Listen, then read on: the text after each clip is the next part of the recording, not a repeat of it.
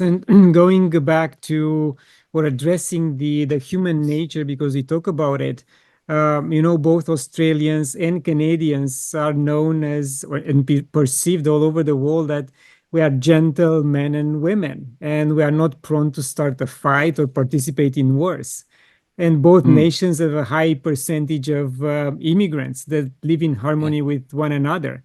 So why do you think the governments of both countries behaved with such impunity during COVID years? I mean, the police was brutal, the mandates were draconic, and there was no empathy or common sense behind any of their decision.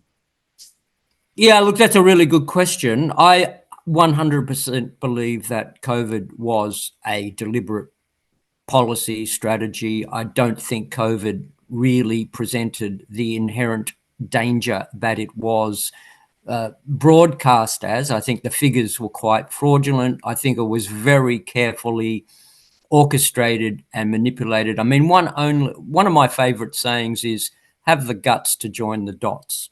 You know, you've only got to use your critical thinking to watch. And when you see, as you said, the whole of the world, countries all over the world, almost instantaneously coming out with the same messages, with the same laws, with the same attitudes, with everything going, no, this has got to be orchestrated to be so well coordinated.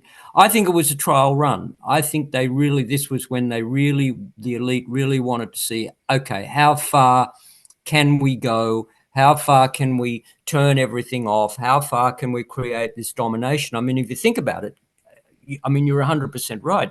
Even if we just look at countries like Canada and Australia, which are some of the most liberal and peaceful, loving people on the planet, we had the worst lockdowns. Victoria and you in particular, I'm not sure of which states, but particularly in Canada, unbelievable. So I just think it was a trial run to, I think the thing that amazed me the most was the willingness of the average person to just abide. I mean, if you think about the freedoms, there was no freedom to move, no freedom to go to work, no freedom to communicate, no freedom to congregate, no freedom to speak your say. Anybody, particularly professors or scientists or doctors, all of the people with any sort of academic qualifications who resisted that narrative were absolutely cancelled and made a mockery of. Whereas now, today, more and more studies are coming out showing that the masks did not work, the pushing people inside did not work, the closing the economy down. I read somewhere the other day that the cost of COVID was $17 trillion. Now, that $17 trillion was a direct movement from the people to the elite. That $17 trillion went into the pockets of some people and went out of basically the taxation system of the free world. So that's a massive movement and consolidation of power and money.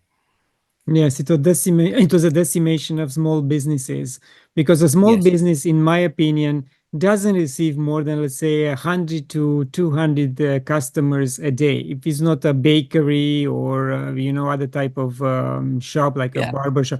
But 100 to 200 is, let's say, it's an average, maybe above average.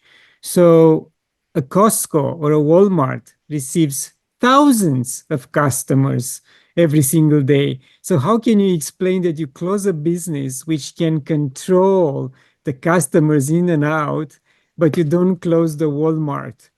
And it's very simple, very simple. Look, and I talk about this a lot in personal sovereignty. You have to look, as I said at the very beginning of this conversation, you have to be able to take a higher perspective. So you have to have and that's why I call myself now a philosopher. You have to be able to look at the bigger picture and the long term. So a democratic capitalist society, which basically says that it believes in the freedom of the individual, is 100% dependent upon the middle class.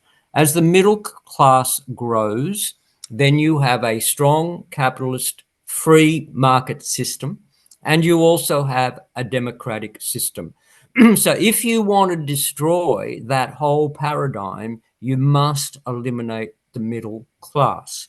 Now, the middle class, as you say, is the small to medium business, the shop owner, the barber, the butcher, the baker, the candlestick maker, not the Costco's, not the big businesses. The big businesses are all owned by BlackRock and the elite. But when we look at the basic middle class, so as you bankrupt that middle class, you actually do. We don't live in a democratic capitalist society anymore.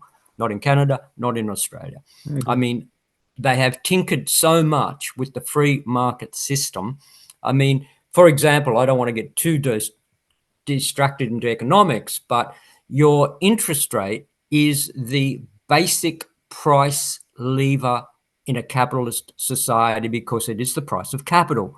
Once you start artificially repressing and suppressing that interest rate, the whole thing gets completely manipulated, topsy-turvy, and all prices become arbitrary and irrelevant to a certain extent. So I see it as a very, very deliberate strategy to weaken the middle class and destroy capitalism. There is, as I said, we do not live in a free democratic world. I mean, for example, how can you,